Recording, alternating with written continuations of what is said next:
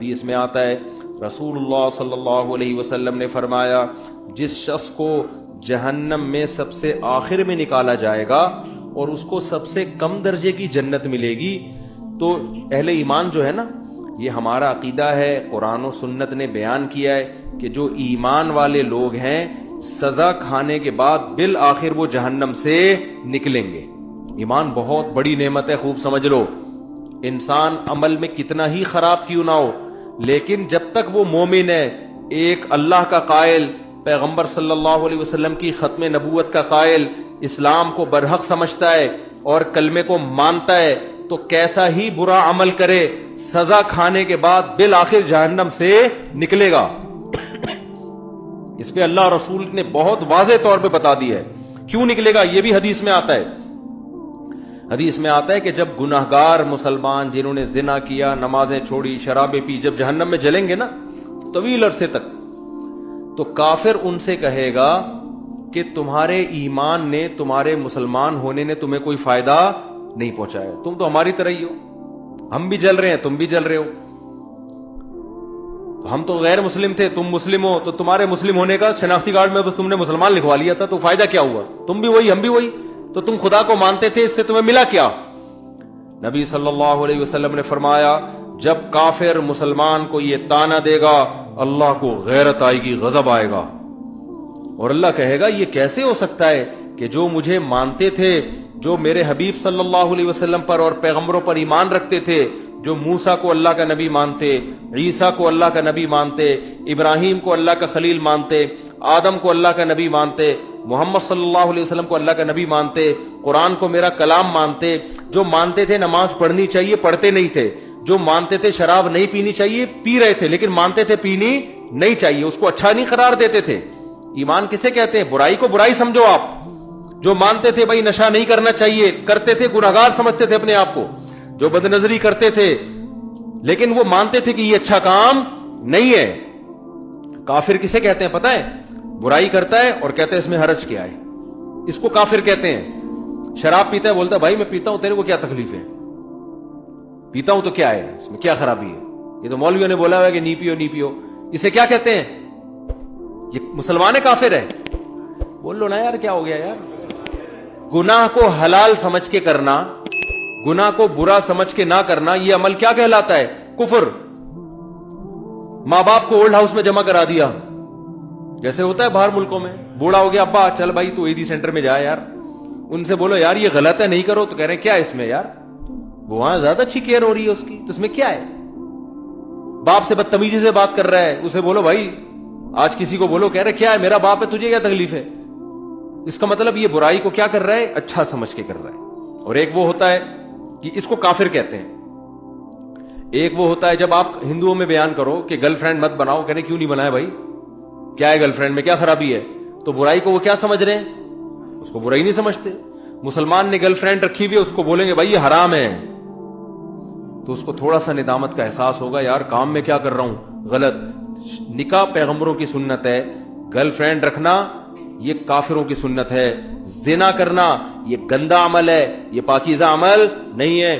نبی صلی اللہ علیہ وسلم نے معراج کی رات میں کچھ لوگوں کو دیکھا، ننگے مرد اور ننگی عورتیں آگ میں جل رہے ہیں، اور شعلے اوپر جاتے ہیں تو وہ ننگے جسموں کے ساتھ اوپر جاتے ہیں۔ آپ نے جبریل سے پوچھا یہ کون لوگ ہیں؟ تو جبریل نے کہا یہ آپ کی امت کے زنا کرنے والے مرد اور زنا کرنے والی عورتیں، دونوں کو برہنہ کر کے اللہ نے ایک ساتھ آگ میں پھینک دیا ہے۔ جس عورت کے ساتھ زنا کیا اس عورت کو بھی اسی آگ میں برہنہ کر کے، اور جس نے زنا کیا اس کو بھی اللہ اسی آگ میں ڈالے گا، زنا جس نے زنا کیا۔ سمجھ رہے ہو کہ نہیں سمجھ رہے؟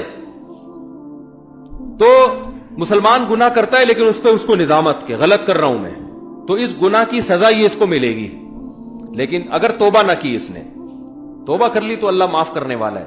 توبہ کیے بغیر، سچی توبہ کیے بغیر اگر چلا گیا دنیا سے، تو قرآن نے جو اصول اور ضابطہ بیان کیا اس کو سزا ملے گی۔ اب یہ بھی اسی آگ میں جلے گا، کافر بھی جلے گا۔ تو حدیث میں آتا ہے کافر ایک دن اس کو طعنہ دے گا اور کہے گا کہ تمہیں تمہارے ایمان نے کوئی فائدہ نہیں پہنچایا، تم اللہ کو مانتے تھے، ہم پتھروں کے بنے ہوئے بتوں کو مانتے تھے، تو کیا فائدہ ہوا؟ تم بھی ہماری طرح جل رہے ہو اور ہم بھی تمہاری طرح۔ تو اللہ کو غضب آئے گا، اللہ کو غیرت آئے گی کہ میرے ماننے والے جو برائی کو برائی سمجھا کرتے تھے اور مجھ سے توبہ استغفار کیا کرتے تھے، ان کو میں کیسے ان لوگوں کے برابر چھوڑ دوں جو میرا انکار کیا کرتے تھے؟ حدیث میں آتا ہے اللہ تعالیٰ فرشتوں سے کہیں گے کہ جس نے زندگی میں کبھی کوئی نیکی کی ہو اس کو جہنم سے نکال دو.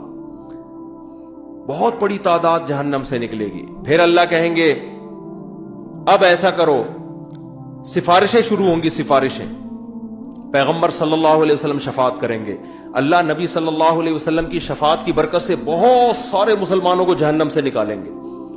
پھر رشتہ دار سفارش کریں گے. آپ کا کوئی بیٹا عالم ہو، حافظ ہو، شہید ہے، کوئی آپ کا دوست ہے، جیسے دنیا میں یاد کرتے ہیں نا، نادرا کی لائن میں لگے ہوئے، اندر کوئی تعلق والا نظر آ گیا، آنکھ ماری یار، وہ آ جاتا ہے، وہ بھی آنکھ مارتا ہے.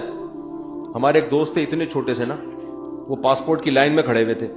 ہم نے ان سے پوچھا یار کوئی آپ کے ساتھ دلچسپ واقعہ ہوا ہو؟ ان کا قد بیچاروں کا بہت چھوٹا، پاسپورٹ کی لائن میں کھڑے ہوئے تھے. تو ہم نے کہا کوئی واقعہ کہہ رہے ہیں، میں پاسپورٹ کی لائن میں کھڑا ہوا ہوں، مجھے بلا ہی نہیں رہا ہوں. تو میں نے کہا یار اتنے لوگ مجھ سے پہلے چلے گئے، مجھے تو بلا. کہہ رہے بھائی تو کھڑا ہوگا تو تجھے بلاؤں گا نا، تو بیٹھا ہوا کیوں ہے؟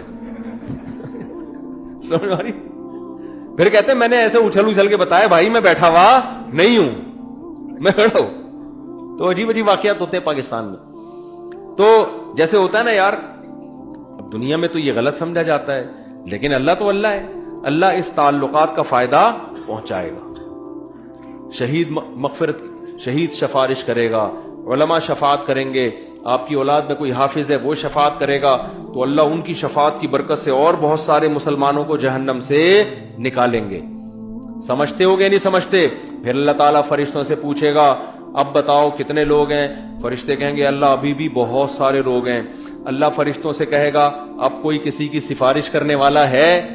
فرشتے کہیں گے اللہ کوئی سفارش کرنے والا نہیں ہے. سب کے جتنے ریلیٹو تھے سب نے نکال لی. اب یہ وہ لوگ پڑے ہوئے جن کا کوئی ریلیٹو بھی انسان کا بچہ، اپنے الفاظ میں کہہ رہا ہوں میں، کوئی حافظ عالم کوئی بزرگ کوئی ہے ہی نہیں. سارے وہی جو برے ماحول میں سب دائیں بائیں برے لوگ ہی تھے.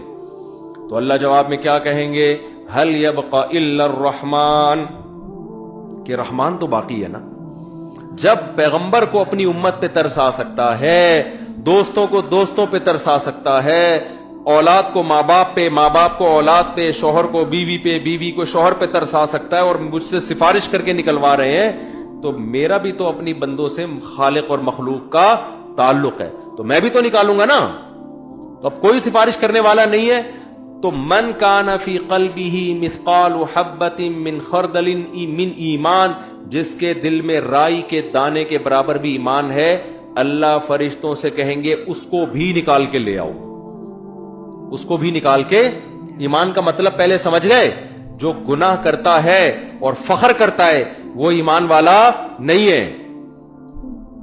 وہ ایمان والا نہیں ہے اللہ کی نظر میں، وہ تو کافر ہے. تو حدیث میں آتا ہے، بہت اہم حدیث ہے، خوب غور سے سنیں.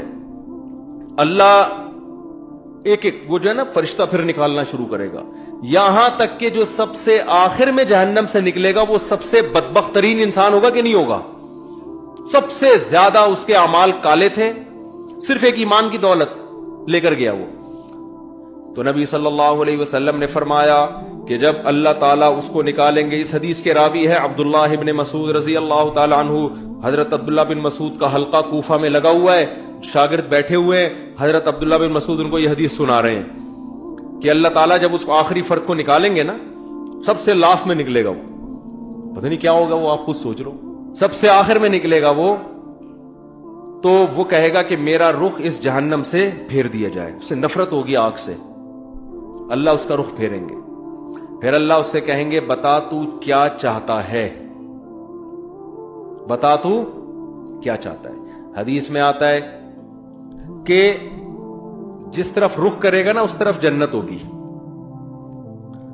تو وہ اللہ سے کہے گا کہ اے اللہ، یہ جو اتنی خوشنما جنت جس کے بارے میں قرآن کہتا ہے ما لا عین رأت ولا اذن سمعت ولا خطر علی قلب بشر، ایسی نعمتیں میں نے اپنے بندوں کے لیے تیار کر کے رکھی ہیں جو نہ کسی آنکھ نے دیکھی، نہ ان کی حقیقت کسی کان نے سنی، نہ ان کا تصور کبھی کسی دل میں گزرا ہے.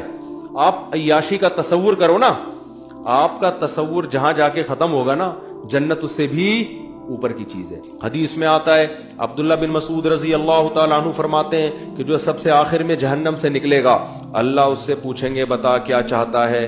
وہ کہے گا اے اللہ یہ جو جنت کی ہوائیں آ رہی ہیں بس اس کے قریب تھوڑا سا مجھے لے جا, مجھے تیرے جلال کی قسم اس کے علاوہ تجھ سے میں کچھ بھی نہیں مانگوں گا. اللہ کہیں گے وعدہ کر, حدیث کا مفہوم اپنے الفاظ میں پیش کر رہا ہوں کہ مزید کچھ نہیں مانگنا. کہے گا کچھ بھی نہیں مانگوں گا. اس کو اتنی حسین جنت نظر آئے گی نا, وہ کہے گا بس اس کے قریب بھی پہنچ جائے نا وہ بہت ہے میرے لیے. جب قریب جائے گا تو اور جنت کی خوشبوئیں اور ہوائیں آنا شروع, تو تھوڑی دیر میں برداشت سے باہر ہو جائے گا معاملہ. پھر وہ اللہ سے کہے گا اے اللہ یہ جو دروازہ ہے نا جنت کا بس یہاں تک پہنچا دے. اللہ کہے گا تو نے مجھ سے وعدہ کیا تھا مزید کچھ نہیں مانگوں گا.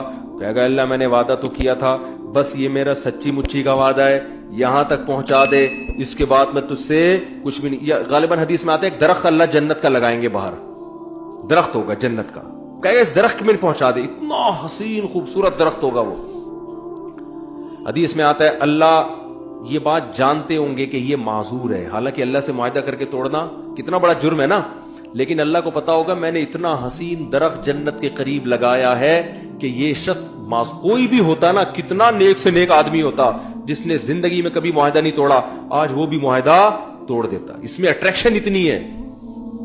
تو ایک درخت جب وہ وہاں پہنچے گا اب جنت کے بالکل قریب ہو گیا, اب وہاں سے جنت کی ہوائیں آ رہی ہیں, مشک و عنبر کی ہوائیں آ رہی ہیں. وہ کہے گا تھوڑی دیر تو برداشت کرے گا, اس کے بعد کہے گا اے اللہ بس تو مجھے اس کے دروازے تک پہنچا دے, میرا پکا اور سچا وعدہ, اس کے بعد میں تجھ سے کچھ بھی نہیں مانگوں. اللہ کہیں گے تو نے تو وعدہ کیا تھا مجھ سے. وہ کہے گا مجھے اچھی طرح یاد ہے میں نے وعدہ کیا تھا. وعدہ خلافی کرنا بہت بڑا گناہ ہے, اور اللہ سے وعدہ کر کے جھوٹ بولنا تو بہت بڑا گناہ ہے. بس ایک دفعہ ہے بھائی اس کے بعد کبھی نہیں مانگوں گا. حدیث میں آتا ہے اللہ جانتے ہوں گے کہ یہ معذور ہے, کوئی بھی اس کی جگہ ہوتا تو جنت میں اٹریکشن اتنی ہے, دروازے پہ پہنچ جائے گا, اب تو اور قریب ہو گیا نا. تو وہ کہے گا اے اللہ اندر داخل کر دے, پکا وعدہ, اس کے بعد میں تجھ سے کچھ بھی بولو نہیں مانگوں گا. اللہ کہے گا تو نے وعدہ کیا تھا, کہے گا وعدہ کیا تھا, اب میں بالکل سچی مچی کا وعدہ کر رہا ہوں, بالکل پکا ڈھکا وعدہ کر رہا ہوں, اس کے بعد کچھ نہیں مانگوں گا. حدیث کا آخر میں الفاظ یہ ہیں کہ جب اللہ اس کو جنت میں داخل کر دے گا نا, تو وہ جب اندر جا کے دیکھے گا او بھئی ایسے دودھ کی نہریں, شراب کی نہریں, حورے, کراچی کے لونڈے لپاڑوں کو تو ایک حوری دکھا دو نا کافی ہے ان کے لیے. اور یہ تم گٹکے کھا رہے ہو نا, حور تو دور کی بات, ان دنیا کی عورتوں کے قابل نہیں بچو گے تم. یہ بیڑا غرق کر دیتا ہے یہ گٹکا. ہمارے ایک دوست بہت سگریٹ پیتے تھے, شادی نہیں کرتے تھے. میں نے کہا یار اب شادی کیوں نہیں کرے گا, نا دھواں نکلے گا اور کچھ بھی نہیں بچا میرے اندر. وہ بالکل نا ہڈیوں کا ڈھانچہ بن گئے, کہہ رہے اب دھواں ہی رہ گیا. تو یہ گٹکے ہی نہ ہو, تھوڑا صحت بناؤ یار, سمجھ رہے ہو, کچھ صحت بناؤ. تو اس گٹکے کے ساتھ حور ملے گی بھی کیسے تمہیں؟ حور خود وہ انکار کر دے گی اللہ اس کے نیک عمل کی وجہ سے میں اس کو مل رہی ہوں, میں نے کون سا گناہ کیا تھا تو مجھے اس کے حوالے کر رہا ہے, کیا خیال ہے؟ تو پہلے گٹکے والوں کو تیزاب سے کلیاں کروائی جائیں گی, اور تیزاب جنت میں نہیں ہوگا. تیزاب کے لیے جہنم میں نہ جانا پڑے کہیں, خدا نخواستہ. تو چھوڑ دو یہ منہ کے کینسر سے کتنے لوگ میں نے مرتے ہوئے اپنی آنکھوں سے دیکھے ہیں جوانی میں. تو خیر, تو حدیث میں آتا ہے جب وہ جنت کے اندر جائے گا نا, اتنی حسین جنت, اتنی خوبصورت جنت کہ وہ اللہ سے کہے گا کہ اے اللہ تو اللہ ہو کے میرے ساتھ مذاق کر رہا ہے. یعنی اس کو تصور ہی نہیں ہوگا نا کہ اللہ مجھے اتنی خوبصورت جنت میں داخل کر سکتا ہے.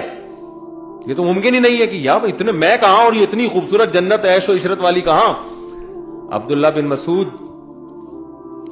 رضی اللہ تعالی عنہ, انہوں نے جب یہ حدیث سنائی تو یہ حدیث سنا کے مسکرانے لگے.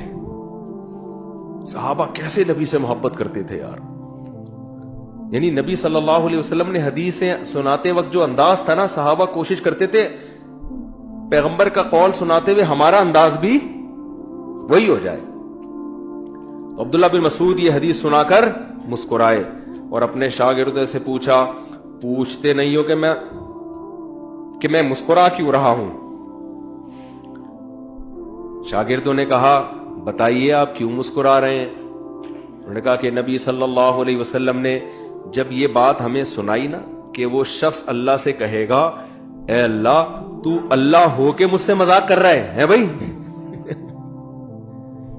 تو جب یہ بات نبی نے سنائی تھی تو نبی بھی مسکرائے تھے، اور مسکرانے کے بعد نبی نے ہم سے پوچھا تھا کہ پوچھتے نہیں ہو میں مسکراتا کیوں؟ ہم نے پوچھا تھا کہ یا رسول اللہ آپ بتائیے کہ آپ کیوں مسکرا رہے ہیں؟ تو نبی صلی اللہ علیہ وسلم نے فرمایا کہ جب بندہ اللہ سے یہ کہے گا نا، اللہ تو اللہ ہو کے میرے سے مذاق کر رہا ہے، تو اللہ بھی بندے کی یہ بات سن کے مسکرائے گا. سمجھ رہے ہو؟ اللہ اس پہ گستاخی کا فتویٰ نہیں لگائے گا. گستاخ اللہ کو پتا ہے اس کی اندر کی حالت کیا ہے، اندر کی حالت کیا ہے. پھر اللہ اس سے کہیں گے یہ ایک ہے، اس جیسی 10 گنا بڑی جنت میں نے تجھے دی ہے. تو بھائی وہ اللہ ہے، وہ انسان نہیں ہے، اس کے خزانے بھی بہت اور اس کے دونوں ہاتھ بھی کھلے ہوئے ہیں. تو اللہ کہتا ہے قل اُنَبِّئُكُم بِخَيْرٍ مِّن ذَلِكُمْ، جن دنیا کی نعمتوں کے پیچھے تم بھاگ رہے ہو نا، اس سے بڑی نعمتیں ہم تمہیں بتاتے ہیں. وہ کیا ہے؟ وہ